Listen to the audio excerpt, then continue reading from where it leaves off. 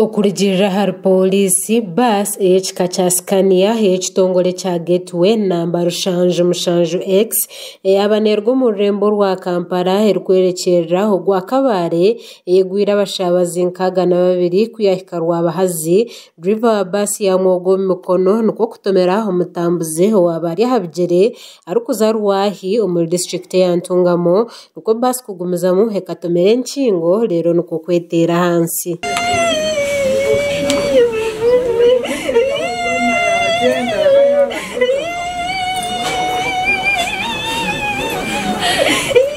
Bacabandoho habatwarire mu Julius Besigye hamwe na Geoffrey Tornawe hine kibagamba ahari butandeje nahingurana nayo ecyari yaharayi kuza twakoranze nyuma ndebera teganguza ngeno yatandika kugorora hasi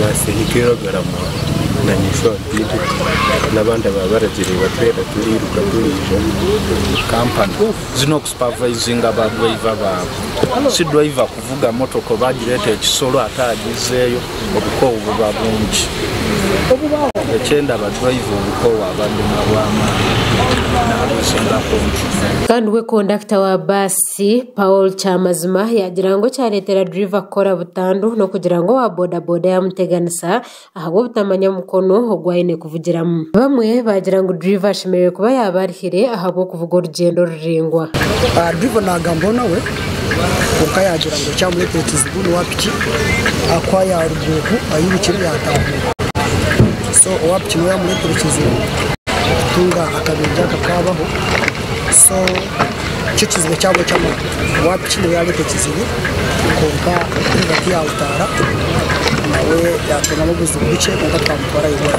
Dr. Mujunu Byarhanga umushaho ahirwaro rya Rotom Health Center yagirango abantu bona batwarwa ahirwaro ryabo babatarukubi kandi bariyo batungo bujanjabi. Well, we have actually not admitted any, to be honest. All of them are outpatients, that none of them is in a critical condition. So they have all received outpatient care. Most of them came with bruises, came with, of course, painful swellings on the head or in other part. But basically what we have done, we have given, of course, the first aid, we've given pain management. Those that needed suturing, we have sutured them. Given antibiotics, and of course given, most of those guys are prone to tetanus, given them anti-tetanus toxoid.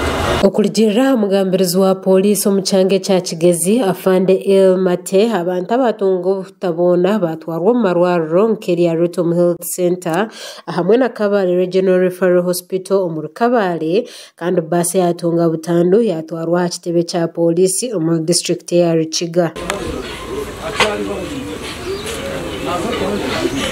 Gasha kwa Jimmy Emmanuel ahawateyari West.